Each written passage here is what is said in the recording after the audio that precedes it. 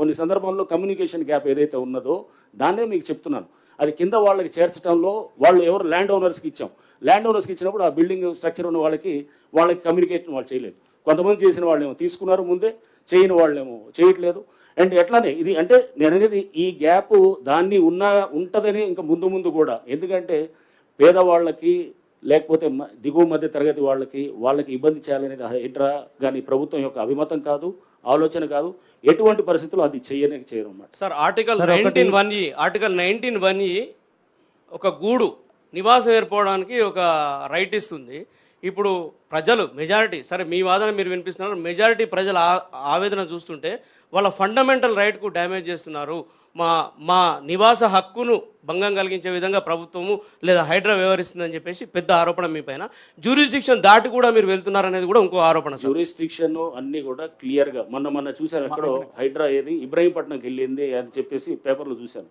హైడ్రా ఏది అవుటర్ దాటిన తర్వాత కూడా కొన్ని areas Ibrahimpatnam municipality clearly under the jurisdiction of Hydraa. ఆ మ్యాప్ ఉంది, అది మీరు చూస్తే కనుక అది ఇది. అండ్ రైట్ టు నేను అనేది వాళ్ళు ఉంటున్నారు అనేది అంటే కనుక ప్రతి వాళ్ళకి వర్తిస్తుంది.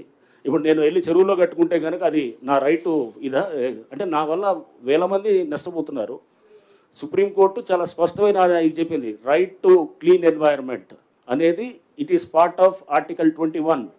సో అనేది చాలా స్పష్టంగా ఉంది. అంతేగాని నేను జీవించే హక్కు ఉందని చెప్పి వేరే నువ్వు 100 మందికి నేను ఇబ్బంది పెడతానంటే కనుక నీ జీవించే హక్కు నువ్వు ఒక సమాజంలో ఉంటున్నావు. సమాజంలో ఉన్నప్పుడు అందరితో కలిసి చేయాల్సింది అనేది, అందరితో కలిసిపోవాలనేది దానికే ఒక సంఘం అంటాం మనం. ఒక సంఘం, ఒక సమాజం అనేది ఒక దీనికి అనేది ఇదే అర్థం అనమాట. ఒకటి ప్రధానంగా హైడ్రాకి సంబంధించి అంటే FTL బఫర్ జోన్లో ప్రభుత్వ భూములలో కట్టుకున్న వాటిలో భయపడుతున్నారు. హైడ్రాని చూస్తే వాళ్ళు కూల్చేస్తారు మాదని చెప్పి. కానీ అదే ఓవైసీ FTL పెద్ద కాలేజ్ కట్టుకుంటే ఓవైసీని చూసి హైడ్రా భయపడుతుంది, ప్రభుత్వం భయపడుతూ ఉంది. ఓవైసీని ఏం చేస్తలేరు, నోటీసులు ఇచ్చారు, టైం ఇస్తారు, 6 నెలలు అంటారు, అకాడమిక్ ఇయర్ లాస్ అవుతుంది అంటారు. కానీ ఇక్కడ కూడా చిన్న చిన్న కుటుంబాలు 20 కుటుంబాలు 30 కుటుంబాలు 40 కుటుంబాలు అలా ఇల్లు పోతే అందులో కూడా పిల్లలు ఉన్నారు, 50 మంది 60 మంది 70 మంది, వాళ్ళది కూడా అకాడమిక్ ఇయర్ ఖరాబ్ అవుతుంది, వాళ్ళు లాస్ అవుతారు. వాళ్ళ గురించి పట్టించుకోవట్లేదు. కానీ ఓవైసీకి భయపడతా ఉంది హైడ్రా. మీకు మేము చెప్పేది అది డిమాలిష్ చేసిన స్ట్రక్చర్స్ అన్నీ కూడా ఎక్కడ డిమాలిష్ చేసాము, ఆ డిమాలిష్ చేసింది ఖాళీగా ఉన్న బిల్డింగ్సే. ఏది ఇప్పుడు అమీన్పూర్ మీకు చెప్తున్నాం, ఆ ముందు రోజు వెళ్ళి వీడియో తీసాం, అంతా తీసుకొని అవన్నీ కూడా ఎస్టాబ్లిష్ చేసాం, దాంట్లో ఎవరు లేరు. ఆ రోజు రాత్రి కొంతమందిని తీసి కూర్చోబెడితే కనుక అది ఆక్యుపైడ్ కాదనమాట. సో అట్లానే మీకు ఎగ్జాంపుల్ చెప్తున్నాను. ఎవరు ఇప్పుడు సున్నం చెరువులో చేసినప్పుడు అతను ఎవరు అక్కడ చేసిన బిజినెస్ మీద అతనితో డిపెండ్ అయిన వాళ్ళతో ఉన్నటువంటి వాళ్ళది డిమాలిష్ చేసాము. ఆ పక్కనే చాలా ఉన్నాయి వేరే హ్యాబిటేషన్స్, వేరే గుడిసెలు ఉన్నాయి, టచ్ చేయలేదు. అది ఈ బఫర్లో ఉన్న FTLలో ఉన్న అంటే మనము ఏ కమర్షియల్గా వాడుతున్న వాడు అక్కడ ఎక్స్ప్లాయిట్ చేస్తున్న వాడిని చేస్తున్నాము.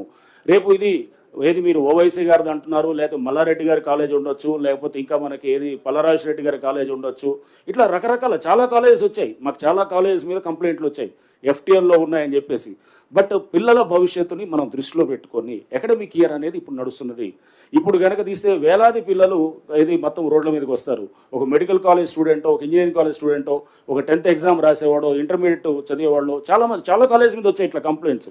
రేపు తప్పకుండా అకాడమిక్ ఇయర్ అయిన తర్వాత వీళ్ళ ఎక్కడైతే కనుక ఇటువంటి ఉన్నాయో కంప్లైంట్స్ వాటిని తప్పకుండా హ్యాండిల్ చేసి ఓవైసీ అసలు ఛాలెంజ్ చేస్తా ఉన్నారు హైడ్రాని ప్రభుత్వాన్ని. మీ బిల్డింగ్స్ ఓకే రంగనాథ్ గారు, మీరు మొన్నటి వరకు మీకు ప్రశంసలు వచ్చినాయి అన్నారు, నిజంగా అందరు కూడా హ్యాపీగా ఫీల్ అయ్యారు. కానీ ఈ మధ్యలో రావడానికి ప్రధాన కారణం ఏంటంటే పెద్దవాళ్ళై జన్వాడ కానీ, ఇంకొక MP కానీ, ఇంకో మాజీ ఎమ్మెల్యే కానీ, MLC కానీ అన్నీ ఉన్నాయనేది అందరు చెప్తున్నారు. వాటిని వదిలేసి చిన్న వాళ్ళని పట్టుకోవడంతోనే హైడ్రా మీద అందరు కోపంగా ఉన్నారు.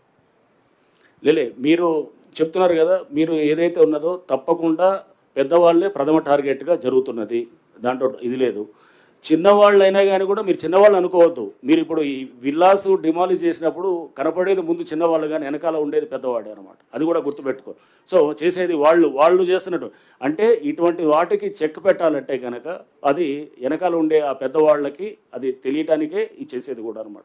సో జన్వాడ జన్వాడ నేనేది అంటున్నాను, ఇండివిజువల్ది మీరు చెప్పి జన్వాడ అనేది doesn't come under the scope of Hydraa. ఎందుకంటే జన్వాడ 111 జీవో కింద ఉంటుంది, కానీ 111 జీవో పరిధి మాకు రాదు. And it is out of the మాకున్నటువంటి పరిధిలోకి రావట్లేదు అది. బట్ డెఫినెట్గా అది రేపు దాని మీద చేయాల్సిన ఏజెన్సీ వాళ్ళు తప్పకుండా అంటే ఇండివిజువల్ దీన్ని చేసేది.